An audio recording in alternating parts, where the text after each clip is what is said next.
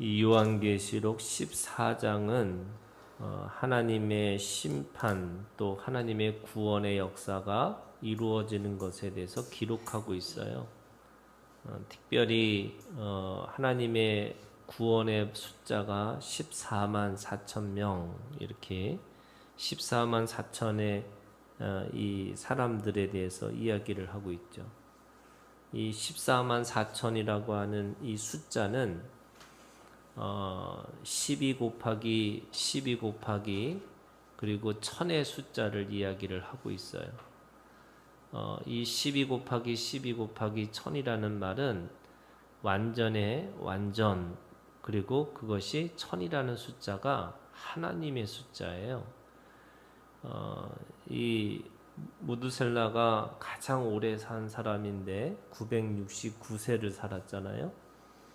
그러니까 인간이 도달할 수 있는 단위가 그 당시에는 사람들이 생각하기에는 100단위예요. 그래서 이 100을 사람의 숫자라고 하고요. 이 1000이라고 하는 숫자는 인간이 도달할 수 없는 하늘의 숫자를 얘기를 해요. 그래서 특별히 요한계시록은 이 숫자의 개념이 상징적인 의미가 있는데 그 상징의 의미가 1000이라는 단위는 사람이 도달할 수 없는 이 하나님의 숫자를 얘기를 하는 거죠. 그러니까 천년 왕국이라는 말은 하나님의 왕국이라는 뜻이 있는 거고요.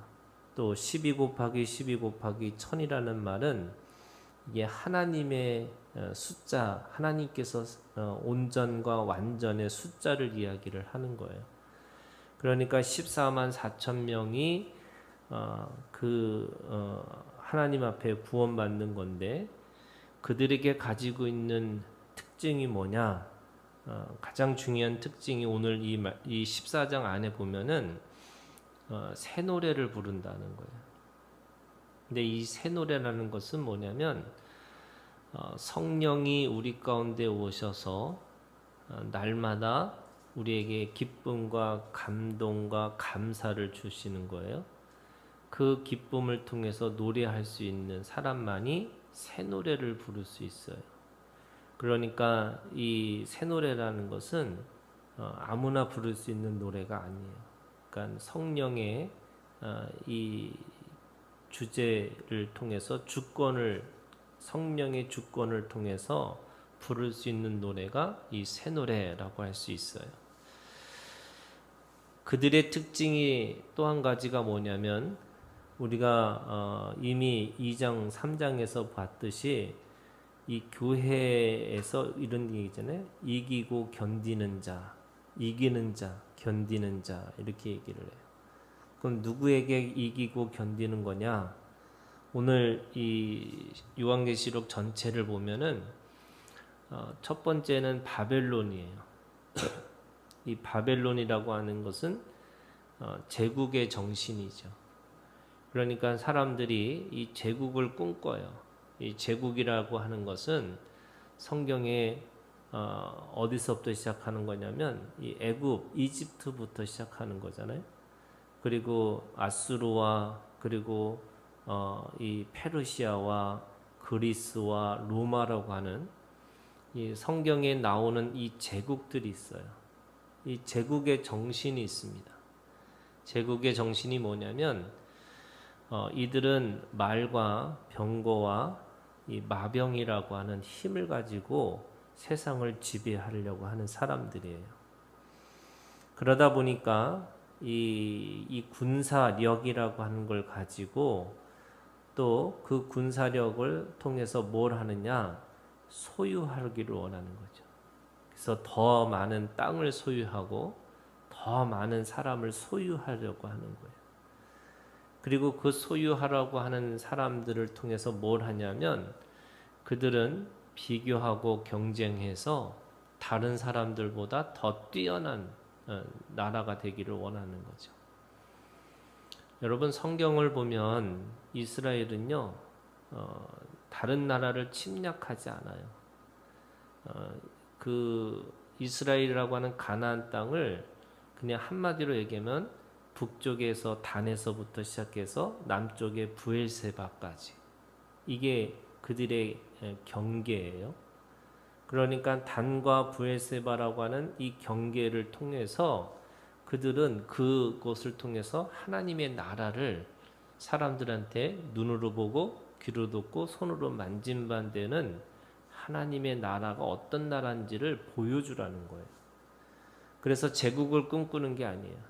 그럼 그들의 이 바벨론과 싸우는 정신이 뭐냐면 어린 양인 거예요. 이 어린 양의 정신을 가지고 살으라는 거죠. 이 어린 양은 어떤 거냐면요. 이 예수 그리스도가 우리 가운데 어린 양으로 오셨잖아요. 그 어린 양은 여러분 자기를 보호할 수 있는 게 아무것도 없어요. 그런 의미에서 그 어린 양은 제일 중요한 게 뭐냐면 귀예요. 그 목자의 음성을 듣는 귀가 중요해요. 그래서 그 어린 양은 자기 스스로 모든 것을 하는 게 아니고 그 하늘의 소리를 듣고 정확하게 얘기하면 목자의 음성을 듣고 목자를 쫓아가는 것이 어린 양이에요. 그리고 그 어린 양은 그 어린 양을 통해서 뭐 하느냐면 기꺼이 내어주는 삶으로 살아가는 거죠. 그 어린 양의 피를 통해서 유월절이 모든 죄가 넘어가는 일들이 일어나요. 그 예수 그리스도가 십자가에서 피 흘리심으로 말미암아 모든 죄인들이 이제는 구원의 문이 열린 거예요. 그래서 어린 양은 가장 중요한 것 중에 하나가 내어주는 삶으로 살아가는 거예요. 그러니까 이 바벨론의 정신과 완전히 반대되는 거죠. 그래서 그 어린 양에게는 중요한 게 말씀이 중요한 거고요. 그 말씀으로 살아내는 내어주는 삶이 중요한 거고요. 그 내어주는 삶의 내용이 뭐냐면 그것이 사랑이라는 거예요. 그래서 이 어린 양에게 있어서 가장 중요한 것은 생명 관계예요. 목자의 관계. 내가 하나님과의 관계가 중요하다는 거예요. 그래서 여러분 전쟁은 하나님 앞에 속했다라고 얘기하잖아요. 하나님의 전쟁은 말과 마병과 그리고 군사의 숫자에 있는 게 아니라는 거잖아요. 하나님의 말씀에 근거해서 싸운다는 거. 그게 가나안의 전쟁이었고 영적 전쟁인 거죠.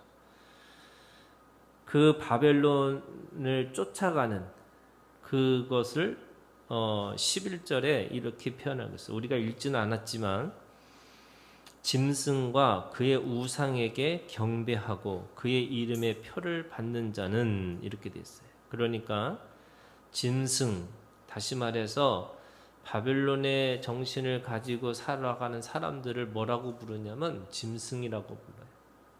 그리고 우상에게 경배하고 그의 이름표를 받는 자.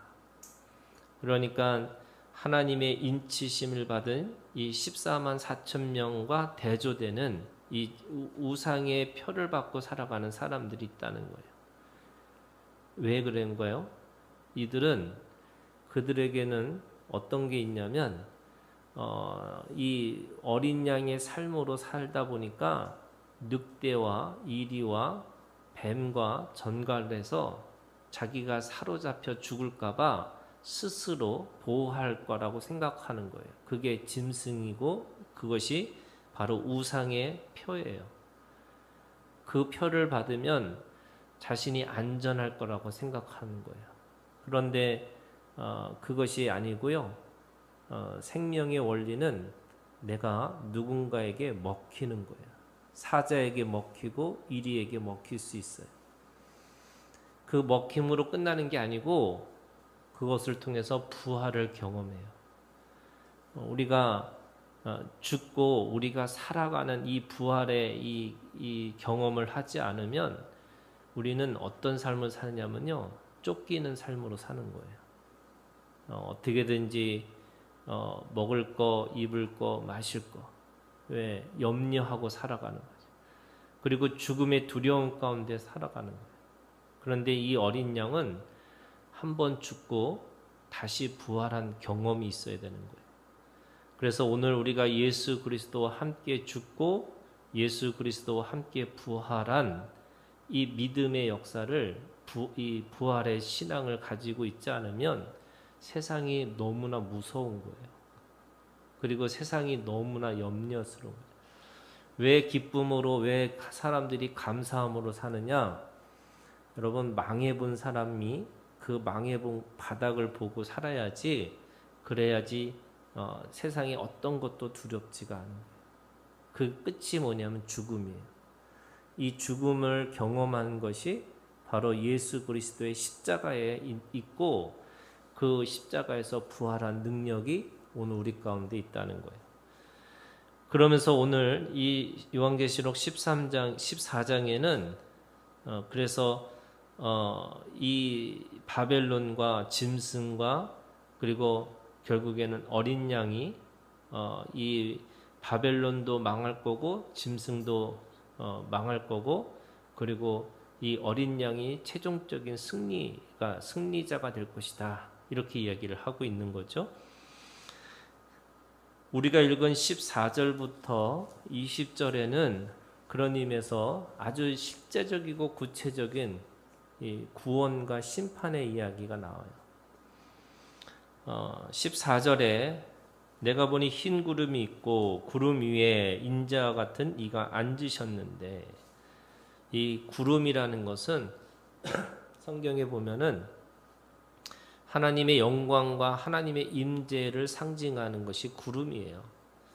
그 구름 위에 인자와 같은 이, 그리고 그 머리에는 금 면류관이 있고 그 손에는 예리한 낫을 가졌더라. 바로 예수 그리스도의 상징으로 바로 인자와 같은 이가 금 면류관을 쓰고 계신 거죠. 그래서 어린 양이 최종적인 모든 세상의 모든 세계의 면류관, 승리자가 되시는 거죠. 그래서 금 면류관이라는 것은 하나님의 진정한 왕으로서 그 왕의 자리에 앉으셨다는 거예요. 그리고 그분이 낫을 가지고 있는 거예요. 다시 말해서 그분이 추수하신다는 거예요. 어떻게 추수를 하느냐? 곡식을 향해서 이 땅에 곡식이 다 익어 거둘 때가 이르렀다라고 얘기하고 16절에 구름 위에 앉으신 이가 낫을 땅에 휘두르매 땅의 곡식이 거두어지니라. 이것은 그 곡식이 익어서 그 익은 것을 추수하는 거죠. 예수님은 늘 비유로 말씀하셨어요. 그 비유 중에 하나가 어떤 부자에게 그 밭에 밤에 원수가 가라지를 뿌리고 간 거잖아요. 근데 그 가라지를 뿌렸을 때에 사람들이 와서 이 원수가 가라지를 뿌렸으니까 빨리 이거를 이 가라지를 뽑아야 되겠다라고 이야기를 해요. 그때 그 주인이 한 얘기가 그거잖아요. 그게 분별이 안 되니까, 분간이 할 수가 없으니까 다 자라고 나서 나중에 추수해야 되겠다, 이렇게 얘기를 합니다. 근데 그게 비유의 말씀이에요. 그런데 오늘 이 비유의 말씀이 요한계시록은 바로 그 비유의 말씀을 통해서 성취되어지는 것을 말씀하세요. 그런데 그 비유에서요, 왜 원수는 조용히 가라지를 뿌리고 갔을까? 원래 원수는 의도가 뭐냐면 그 밭에 농사를 짓을 때 그 농사 짓는 것을 망치려면 망칠 수 있는 방법은 여러 가지예요. 생각을 해보세요. 제일 좋은 방법은 그냥 밤에 가서 그 밭을 다 망가지게 하면 되는 거잖아요. 아니면 불을 지를 수도 있는 거고. 그런데 왜 조용히 가라지를 뿌리고 갔을까? 그것은 이 사람들은요, 그 유대의 특별히 구약의 시대에서는 그 그 주인이 부자가 농사를 잘 짓는 것은 하나님 앞에 복이에요. 축복받은 거예요. 하나님 앞에 복받은 거죠. 그런데 추수를 잘 하지 못했을 경우에는 이 부자가 하나님 앞에 저주받은 사람 이렇게 취급을 받을 수가 있다는 거예요. 그러니까 그 원수가 노렸던 거는요, 경제적인 손해가 아니고요, 그 부자를 향해서 사람들에게 이 명예를 더럽히려고 했던 거예요. 저 사람은 수확을 적게 한 거 보니까 하나님 앞에 저주받은 인생 같아 라고 사람들의 평판을, 그래서 사람들에게 손가락질을 받게 하려고 그렇게 했던 거죠. 그런데 이 부자는요, 그거를 감수합니다. 왜 그러냐 말씀하셨잖아요. 혹시나 이 가라지와 이 곡식이 섞여가지고 어떤 것이 가라지인지 어떤 게 제대로 된 씨인지를 모르니까 혹시 그것이 제대로 된 씨를 뽑을까봐 기다렸다가 나중이라도 그렇게 뽑겠다 이렇게 얘기하는 거죠. 그 부자에게는요, 생명을 아끼는 마음이 있어요. 그리고 그걸 충분히 감수할 수 있는, 사람들의 평판이나 사람들의 평가를 감수할 수 있는 힘이 있었어요. 그래서 오늘 이 말씀 속에 보면 그 낫을 가지고 결국 이 수확을 하는 거죠. 네, 여러분, 이 가라지가 있고 씨가 있고요. 씨 중에서도 쭉정이가 있고 알곡이 있고요. 그 알곡도 30배, 60배, 100배가 있어요. 다시 말해서 그 씨에서 있는 그 각각의 다른 하나님이 주신 은혜가 있다는 거예요. 씨와 가라지는 원래 종자가 달라요. 그래서 가라지는 마귀가 뿌리는 거잖아요. 그러면 씨와 가라지는 종자가 다를 뿐인 거죠. 그런데 그 씨 중에서도 종자가 같은 건 알곡과 쭉정이에요. 그리고 그 알곡 중에서도 30배, 60배, 100배의 결실이 달라요. 그래서 믿음은, 이게 우리가 믿는다라는 말은 그 믿음으로 끝나는 게 아니고요. 그 믿음이 큰 믿음이 되는 거예요. 그리스도의 장성한 분량까지 자라나는 거예요. 이게 그런 의미에서 왜 농사로 이렇게 비유로 말씀하셨냐면, 우리가 받은 은혜라는 게 우리가 은혜로 끝나는 게 아니고요. 나중에 이 면류관을 받는 신앙이라고 하는 것은 그 알곡의 신앙으로 자라나라는 거예요. 30배, 60배, 100배. 하나의 씨에서 열릴 수 있는 최대치가 그 당시에는 100배예요. 그러면 최고가 100배죠. 그런데 어떤 씨는 30배밖에 얻지를 못해요. 그러면 각각의 그 믿음의 차원이, 그리고 믿음의 수준이 다르다는 거예요. 그런 의미에서 지금 이 구원의 역사는 그 예수님이 오셔서 이 알곡들을 추수하는 장면을 이야기를 하고 있어요.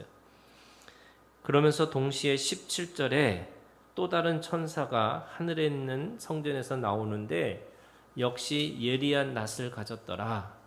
18절, 또 불을 다스리는 다른 천사가 제단으로부터 나와 예리한 낫 가진 자를 향하여 큰 음성을 불러 이르되 네 예리한 낫을 휘둘러 땅에 포도송이를 거두라. 그 포도가 익었느니라.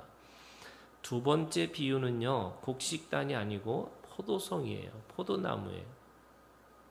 근데 이 말씀은 요한계시록은요, 구약에 있는 이미지를 518가지를 다 받아가지고 이 상징화한 말씀이에요.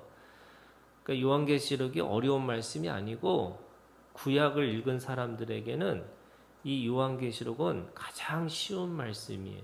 왜? 구약에 써져 있는 말씀들이기 때문에. 그러면 이 말씀은 요엘서 3장에 있는 말씀이거든요. 그 요엘서 3장에는 이 포도송이의 이 심판이 뭐냐면 바로 하나님 앞에 구원받지 못한, 다시 말해서 바벨론의 제국의 정신을 쫓아가는 짐승이고, 또 이 우상에게 표를 받은 이 우상 숭배자들이 바로 이 포도송이와 같이 심판을 받는다라고 이야기를 하고 있는 거예요. 그래서 19절, 천사가 낯을 땅에 휘둘러 땅의 포도를 거두어 하나님의 진노의 큰 포도주 틀에 던지매. 이 하나님의 진노라고 하는 이 진노는 환난과 진노가 있는데, 이 환난은 누구나 들어갈 수 있는 거예요. 더구나 믿음의 사람들은 그 환난을 다 통과해야 되는 거예요. 그런데 믿음의 사람들은 하나님의 진노 가운데 들어가지 않아요. 누가 들어가느냐? 이 악인들이 들어가는 거죠. 누구예요? 이 제국의 정신을 쫓아가고 제국의 정신을 따라서 짐승처럼 살아간 사람들의 행태를 하나님이 심판하시는 거죠. 큰 포도주 틀에 던짐에 20절, 성 밖에서 그 틀이 밟히니 틀에서 피가 나서 말 굴레까지 닿았고, 그러니까 말이 서 있는 이 말이 이 굴레를 씌웠다면 그 피의 높이가 말의 굴레까지 닿았다는 거예요. 그 정도로 피가 쌓인 거예요. 그리고 1600 스타디온에 퍼졌더라. 이 1600 스타디온이라는 말은 이게 보통 이걸 계산해 보니까 이 넓이로는 300km가 되는 거고, 이 1600이라는 숫자는 4에 곱하기 그리고 이 1000에 곱하기를 얘기를 하는 거예요. 그러니까 10에 곱하기를 얘기하는 거예요. 그러니까 이 숫자는, 다시 말해서 이 4의 숫자는 땅의 숫자거든요. 그리고 이 10에는 완전수예요. 그러니까 땅의 모든 곳에 동서남북에 이 악인들의 심판의 피가 차고 넘친다, 이렇게 표현하고 있는 거죠. 그 정도로 하나님의 심판은 그 포도주 틀에서 피가 나와서 그렇게 쌓일 정도로 그 심판이 있을 것이다, 이렇게 말씀하고 있는 겁니다. 여러분, 이 마지막 종말론적이라고 하는 것은 이 악에 대한 심판과 동시에 하나님의 앞에서 구원의 역사가 있는 거죠. 그래서 오늘 우리가 하나님 앞에서 이 어린 양의 이 삶의 믿음을 가지고 살아야 되는 거예요. 그래서 우리가 믿음으로 구원의 역사를 이루는 거지만, 그 믿음이 장성한 분량까지 자라나서 그 곡식단에서 30배, 60배, 100배, 그래서 추수하시는 이 하나님 아버지의 기쁨이 되는 삶이 오늘 우리의 삶이 되어지는 거죠. 여러분, 이 믿음이 오늘 우리 가운데 있기를 주님의 이름으로 축원합니다.